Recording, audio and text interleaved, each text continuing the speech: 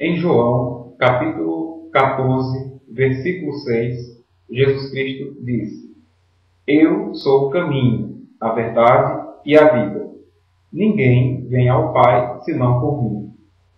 Então, nesse texto, ele deixou bem claro qual é o caminho entre o homem e Deus, a saber, o sacrifício resgatador que ele fez. Se você tem fé nesse sacrifício resgatador, se você acredita que realmente isso aconteceu e que, graças a esse sacrifício, você pode ter uma relação com Deus, então você tem condições de manter a sua relação com Ele.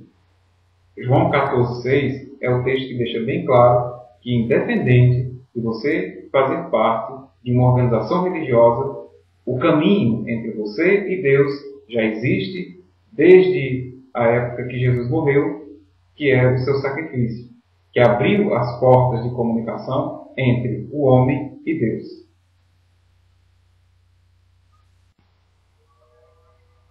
Em Hebreus, capítulo 11, versículo 1, nós lemos o seguinte: a fé é a expectativa certa de coisas esperadas, a demonstração evidente de realidades, embora não observadas. Muitos que deixaram a organização, deixaram lá também a sua fé. Se ao sair da organização você deixou de fazer coisas que agradam a Deus, é porque a sua fé era na organização. A sua fé era em uma coisa visível, em uma coisa que você podia ver, e não em Deus. Então, o apóstolo Paulo advertiu os cristãos em Corinto para andarem pela fé e não pela vista. Em 2 Coríntios, capítulo 5, versículo 7, ele disse que eles deviam andar pela fé e não pela vista. Eles deveriam focalizar, em primeiro lugar, as coisas espirituais invisíveis, especialmente a sua recompensa celestial. Isso não acontecia com os judeus lá dos dias desses cristãos, que muitas vezes não seguiram a Jesus Cristo porque tinham uma religião estabelecida, tinham um grande templo com sacrifícios, costumes visíveis, e eles haviam se acostumado com essa forma de adoração e não estavam prontos para fazer parte de uma comunidade, que era a comunidade cristã, na qual o lado espiritual era o mais importante e era o qual deveria ser focado. Existe uma semelhança muito grande existe um paralelo entre esses cristãos do primeiro século e as atuais Testemunhas de Jeová. A organização das Testemunhas de Jeová atualmente é uma gigante corporação multinacional que conta com propriedades fabulosas em todos os países do mundo. Nas suas mais de 96 mil congregações existem cargos que podem ser ocupados com grande prestígio para aquelas pessoas que os ocupam, bem como outras coisas e outras obras visíveis que os homens podem observar. Então podemos encontrar aqui este paralelo entre aqueles judeus do primeiro século e as atuais Testemunhas de Jeová.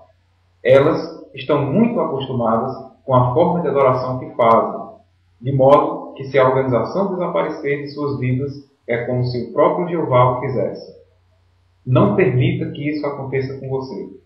Tenha fé em coisas espirituais, em coisas celestiais, em coisas visíveis e não em coisas visíveis terrenas. Agora, como restaurar a sua fé e a sua relação com Deus? Se você saiu da organização e deseja continuar como cristão, o que você deve fazer para manter a sua fé em Jeová Deus e a sua relação pessoal com Ele? Veja as seguintes sugestões bíblicas. A primeira é do Salmo, capítulo 1, versículos do 1 ao 3, onde nós lemos o seguinte: Feliz é o homem que não tem andado no conselho dos iníquos, e que não se deteve no caminho dos pecadores, e que não se sentou no assento dos zombadores.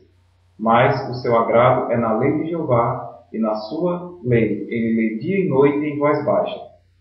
E ele há de se tornar qual árvore plantada junto a correntes de água, que dá seu fruto na sua estação, e cuja folhagem não murcha, e tudo o que ele fizer será bem sucedido.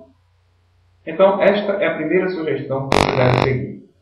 Continue lendo a Palavra de Deus, a Bíblia Sagrada, todos os dias, mesmo que você não entenda tudo o que ela diz. A Bíblia é um livro que tem muitas formas de ser interpretadas, que tem muitas interpretações. Então, faça a sua, de acordo com o que você lê. Medite, tente entender aquilo que você está lendo.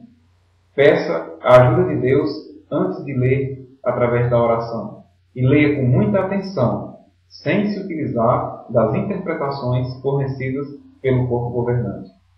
Tire proveito da leitura da Bíblia tentando imaginar o que está acontecendo.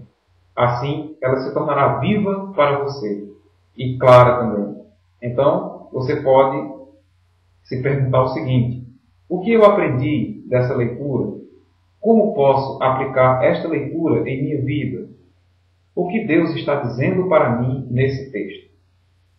Isso lhe fará refletir no que está lendo e entender a Bíblia. Também fará gostar da leitura pessoal da Palavra de Deus, para que você aumente em conhecimento bíblico e também conhecimento de Deus, e isso fortalecerá a sua fé no Criador.